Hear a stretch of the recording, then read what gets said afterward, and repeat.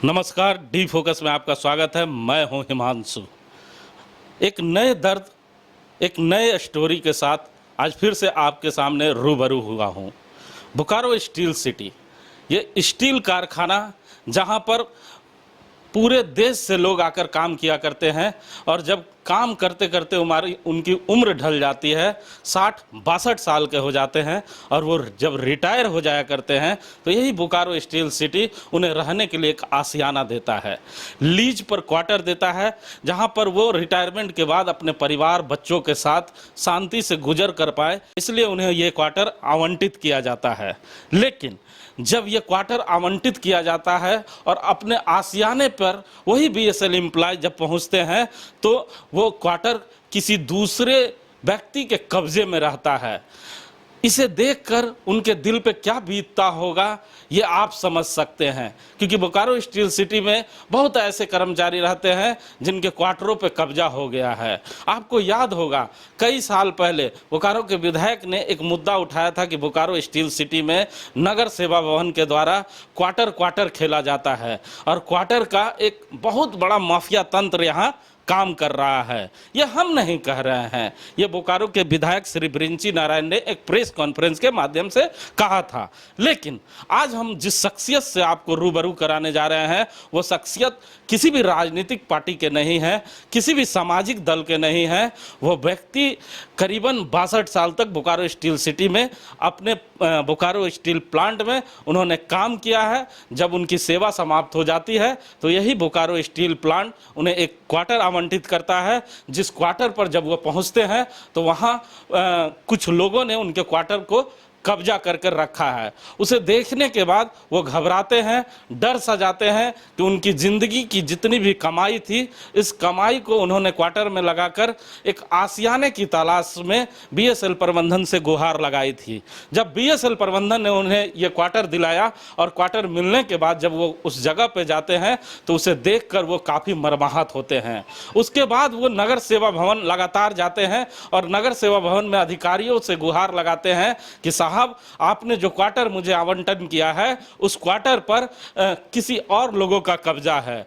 नगर सेवा भवन के अधिकारी लगातार पिछले 7 महीने से उन्हें दौड़ा रहे हैं और कहते हैं कि आपको बहुत जल्द दूसरा क्वार्टर दे दिया जाएगा, लेकिन उस शख्स को ना क्वार्टर मिल पा रहा है ना वो शख्स अपने आवंटित क्वार्टर में ही शिफ्ट कर पा रहे हैं। आज हम उस शख्सियत के पुत्र से आपको रूबरू कराने जा रहे हैं। उनके पिता का नाम सुशांत नायक है, उनके पुत्र का नाम सुरेश नायक है।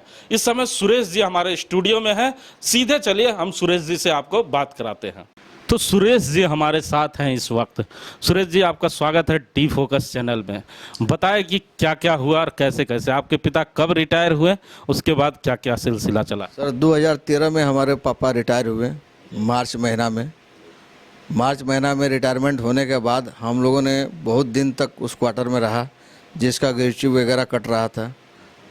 जब हमें क्वार्टर नहीं मिला तो कुछ दिन हम लोगों ने उस क्वार्टर को जमा कर दिया। उसके बाद जब लीज से क्वार्टर हम लोग का निकला तब हम लोगों ने उस क्वार्टर को भरा और वो क्वार्टर सेक्टर 2 में निकला, जिसका क्वार्टर नंबर आपका 3084 है, sector 2D, Bokaro steel city. जब ये क्वार्टर हमें मालूम चला कि ये क्वार्टर हम लोग को जो है निकल चुका, तब जब हम उस क्वार्टर में वहाँ गए तो उसके बाद उन लोगों ने वहाँ पर पहले से ही कोई पुलिस के आदमी जो है उस क्वार्टर में रहते थे, तो वो बोले कि नहीं ये तो हमारा अलॉटमेंट है। तो फिर जाकर मैंने अलॉटमेंट विभाग से बोला इस बात को, तो अलॉटमेंट विभाग ने बोला कि आप एक एप्लीकेशन लिख के दीजिए खाली करवाने का। तो मैंने एक एप्लीकेशन भी लिखा उप महाप्रबंधक भूमि एवं षड्यंत्र नगर सेवा भवन के नाम से। वो भी जो है हम लोगों ने जमा किया। जमा करने के बावजूद भी वो क्वार्टर खाली नहीं हुआ। अभी ऐसा परिस्थिति है कि हमारी माँ कार्डियो का प्रॉब्लम है, उनको जो है ऊपर चढ़ने उतरने में पूरा दिक्कत होता है। हमारे पापा जो है चलने में असमर्थ हैं, जिसके चलते आज हम स्टूडियो में हिमांशु जी के साथ बैठे हुए हैं, नहीं तो हमारे जगह हमारे पापा ही बात करते। हमारे पापा ने करीब फिर भी जो है टेम्पू से आ जाके 6 महीना के समथिंग जो है कि चक्कर काटा, लेकिन उसका कोई प्रावधान नहीं निकला।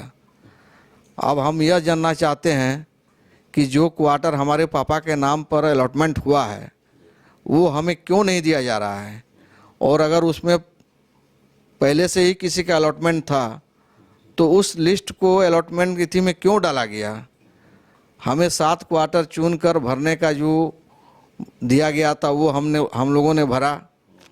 वो क्वार्टर अलॉटमेंट होने के बाद जो 41 साल तक हमारे पापा सेल में काम किए उनके बदले में उनको 1 क्वार्टर तक नहीं मिला। अनऑथराइज लोग कितने क्वार्टर रहते हैं इसका कोई गिनती नहीं है। अच्छा, सबसे पहले ये बताइए कि जब आप अपने क्वार्टर पे पहुंचे, जो अलॉटमेंट था, उस समय कितनी खुशी थी, और जब क्वार्टर पे पहुंचे तो कितने दुखित हुए? सर, जब मैं क्वार्टर हम लोग को मिल गया नीचे में तो हमें बहुत खुशी हुआ। खुशी इस बात का हुआ कि वहाँ से BGH नज़दीक पड़ता है सेक्टर 2 से। कभी कभी हमारी माँ का सांस का प्रॉब्लम हो जाता था, जिसके उसका कागजात भी रखा हुआ है मेरे पास। तो हमें कभी कभी अपना माँ को जो है मोटरसाइकिल में BGH ले जाना पड़ता था, रात हो चाहे दिन हो, और ऑक्सीजन दिलाने के बाद 1-2 घंटा के बाद फिर हम लोग ले आते थे। अभी सर हम लोग चीराचास में रहते हैं। चीराचास वास्तु विहार में भाड़ा के क्वार्टर इथी में प्लॉट में रहते हैं। तो वहाँ से आने जाने में हमें काफ़ी असुविधा हो रही थी। अच्छा सुरेश जी, आपने बताया कि हमारे आपके जो छोटे भाई हैं वो DSP भी हैं। हाँ सर, हमारे छोटे भाई जो है SSB में DSP भी हैं, जो इस देश के कार्यरत के लिए, लेकिन हम लोगों ने कभी उनका नाम इस काम में नहीं उछाला, न किसी तरह का उनसे हम लोगों ने पैरवी कराया। जब क्वार्टर पे पहुंचे वहां पर पुलिस प्रशासन के लोगों को देखा कि वह रहते हैं वहां पर, उन्होंने कहा कि हमारा अलॉटमेंट है। तो जब आप अलॉटमेंट विभाग में पहुंचे तो उन अधिकारियों से आपने पूछा कि ये क्वार्टर क्या उन लोगों के नाम से अलाउट है? ऐसी कोई कागज उन लोगों ने आपको दिखाया? नहीं, वैसे कोई कागज जो है कि हमें नगर प्रशासन विभाग के कोई भी अफसरों ने नहीं दिखाया। नहीं, वो जिस घर में वो लोग रहते हैं उनसे आपने कागज नहीं मांगा? हाँ, उनसे हमने कागज मांगा था, 2 बार 3 बार मांगा, वो नहीं दिए। उसके बाद जब 4था महीना के बाद मैं गया तब फिर एक आए तो वो हमको जो है एक कागज़ दिखाएं, लेकिन वो अब SP पोल से अलॉटमेंट है या नहीं है ये हम नहीं बता सकते हैं। उसके बाद आप नगर सेवा भवन पहुंचे। नगर सेवा भवन में किन किन अधिकारियों से आपने मुलाकात किया और क्या क्या उन लोगों ने कहा? हम और हमारे पापा दोनों आदमी हम लोग पहुँचे। दोनों आदमी ने पहुँच के टोटल जितने भी ऑफिसर हैं उसमें मैं एक अरुण जी का नाम जानता हूँ, लेकिन अरुण जी को भी जो है अगर जाते थे तो वो उनका प्रेशर हमेशा बढ़ा ही रहता था। उनसे अगर कोई भी आदमी बात करेगा तो कभी सीधे मुंह वो बात नहीं करते हैं, वो आदमी को टरकाने में ही रहते हैं।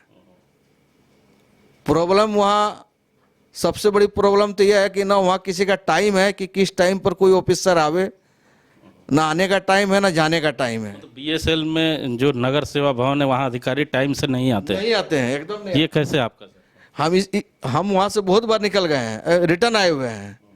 सवेरे जो है कि 9 से 11 बजे तक का टाइम रहता है, शाम को जो है कि उसके बाद जो है बीच में जो है कि खाली हो जाता है। 11-12 बजे के बाद आपका कोई ऑफिसर नहीं मिलेंगे वहाँ पर। उसके बाद हम लोग जब भी गए हैं 4 से 5 1 घंटा के अंदर आपको, वो भी अगर आपका पहले अगर दिया हुआ है तभी आप बात कर सकते हैं।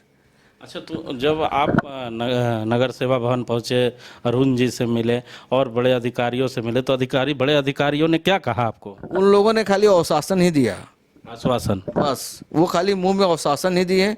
उनमें से एक ने हमको ऐसा क्वार्टर बोले कि ये क्वार्टर आपको नहीं मिलेगा, इसके बदले आपको दूसरा क्वार्टर मिलेगा। एक नंबर ऐसा दिए, वो क्वार्टर में आदमी रहने लायक नहीं है, उसके ऊपर और नीचे वो कब गिर जाएगा वो बिल्डिंग कहना मुश्किल है। आपने जाके अधिकारियों को ये बात नहीं बताई? हमने सब बताया, लेकिन उन्होंने बोला कि आपको क्वार्टर नहीं मिलेगा तो आप अपना पैसा ले लीजिए। मतलब पैसा रिटर्न करने की बात पैसा कही। आपको रिटर्न कर। तो आप क्या चाहते हैं, पैसा रिटर्न हो जाए या क्वार्टर मिले? सर, हम चाहेंगे कि मेरी माँ का जिस तरह का परिस्थिति है, मेरे पापा का जिस तरह का परिस्थिति है, उसके अनुसार हमें एक क्वार्टर दिया जाए, ताकि हम अपना माँ का और पापा का बढ़िया से देखभाल कर सके। यहाँ से BSL के वरीय अधिकारियों को आप क्या मैसेज देना चाहेंगे? इस समय इस कार्यक्रम को तमाम लोग देख रहे होंगे, तो उन्हें क्या गुहार करना चाहेंगे बड़े अधिकारियों से? हम उनसे यही रिक्वेस्ट करेंगे कि एक बूढ़ा आदमी जो आज 41 साल तक सेल को अपना पूरा जीवन दिया, वहाँ से रिटायर करके निकले। रिटायर करके निकलने के बाद उनको एक आवास आवंटित हुआ, और उस आवास के लिए अगर और वो थका मांदा हुआ बूढ़ा इंसान अगर बार बार दौड़े तो ये अच्छी बात नहीं है।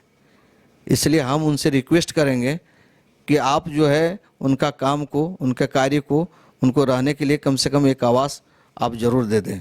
जरूर आवाज दे दे। नगर सेवा भवन के जितने भी अधिकारी इस समय इस कार्यक्रम को देख रहे हैं, मैं उनसे ज़रूर रिक्वेस्ट करना चाहूँगा कि आप भी बीएसएल के एम्प्लॉय हैं, आपकी भी सेवा समाप्त होगी और एक दिन आपके पास भी इसी तरह का मुद्दा आएगा और आपको भी क्वार्टर आवंटित किया जाएगा। अगर आपके साथ इस तरह का व्यवहार किया हो जाएगा तो उस समय आपको कैसा लगेगा, इसका अनुभव आप कर नहीं सकते हैं। इसका अनुभव मैं कर रहा हूं सुरेश जी को आंखों को देखकर। सुरेश जी जिनके छोटे भाई खुद डीएसपी भी हैं, इन्होंने कोई भी ऐसी हरकत नहीं की, अपने भाई का नाम यूज नहीं किया। ये लगातार आपके दरवाजे पे पहुंच रहे हैं और इस तरह का एप्लीकेशन आपको दिए जा रहे हैं। तो इनके एप्लीकेशन को नगर सेवा भवन के अधिकारी जो इस समय अगर देख रहे हैं टेलीविज़न को तो ज़रूर सुने, इसे अनसुना ना करें। क्योंकि मैं आपको बता दूं कि बोकारो स्टील सिटी में ऐसे कई लोग हैं जो क्वार्टर क्वार्टर खेल रहे हैं, जिसकी जानकारी लगातार हमें मिल रही है और हम इस खेल से वाकिफ भी हैं। एक वाकया मैं आपको बता दूं कि चंद दिन पहले सेक्टर 12 में एक शख्स ने आपके नगर सेवा भवन में जाकर एक चिट्ठी दी थी और उसने लिखा था कि बिजली आ रही है हमारे घर में, जिसके कारण घर की स्थिति खराब है और हम उस घर को खाली कर चुके हैं।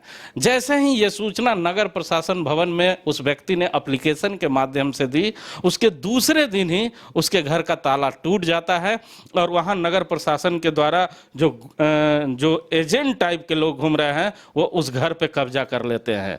तो बीएसएल के अधिकारियों से भी उनका नेटवर्क बहुत तगड़ा है। मैं आपको फिर से बताना चाहता हूं कि आपके द्वारा किए गए जितने भी काम हैं वो धीरे धीरे कर खुलने लगे हैं और नगर सेवा भवन के प्रति लोगों का गुस्सा अब चरम पे है। ये गुस्सा कभी भी फूट सकता है, इसलिए नगर सेवा भवन के अधिकारियों से जरूर कहना चाहूँगा कि इस कार्यक्रम को अगर देख रहे हैं तो सुरेश जी के हक को ज़रूर देने का काम करें, क्योंकि आप भी बीएसएल के एम्प्लॉय हैं। एक दिन आपको भी लीज पे क्वार्टर की आवश्यकता पड़ेगी और जब वो क्वार्टर लेने के लिए आप जाएंगे और यही एजेंट आपके घर को जब कब्जा करके बैठे होंगे तो उस समय आपको भी बहुत खराब लगेगा कि सेवा के बदले समर्पण नहीं मिल पा रहा है। कैमरामैन देवेंद्र के साथ जीपी हिमांशु, डी फोकस।